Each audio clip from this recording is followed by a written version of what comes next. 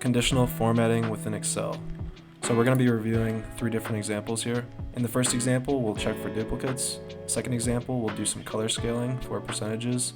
For the third example, we'll create our own formula that will flag which fields we want conditional formatting applied to.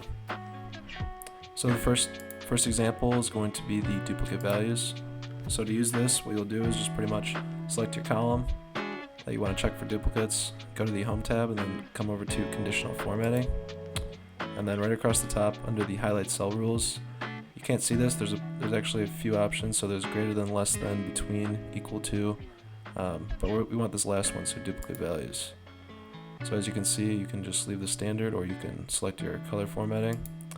But that's a quick example on just being able to visually look for duplicates real quick. So we want to apply conditional formatting to this percentage of completion to see visually real quick which ones are closer to being completed and which ones need a lot more work to do. So to do this, we'll just select our column J. Once again, Home tab, Conditional Formatting, and then Color Scales. And we'll just select this top option right here. So if you want to make some tweaks to this, what you can do is go once you have the conditional formatting in place, what you can do is come back up to conditional formatting and go to Manage Rules.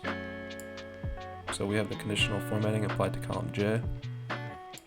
One thing you might want to do here is go into Edit the Rule.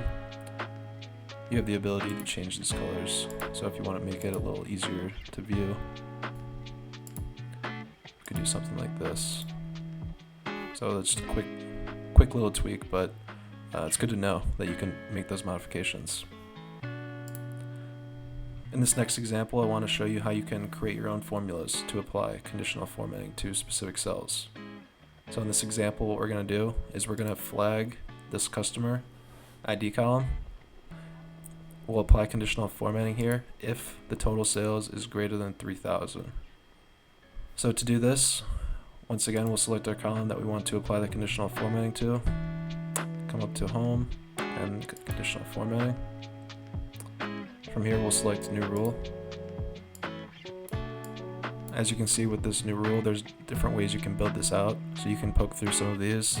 In this example, I'm going to use this last one, using a formula to determine which cells to format. We are going to essentially say if the value in column H is greater than 3,000, then color column A. So to do this, we'll just plug in a simple little if formula. So equals if, and since we selected all of column A, when we're setting up this formula, we'll apply it to row 1, since that's the first row in the range.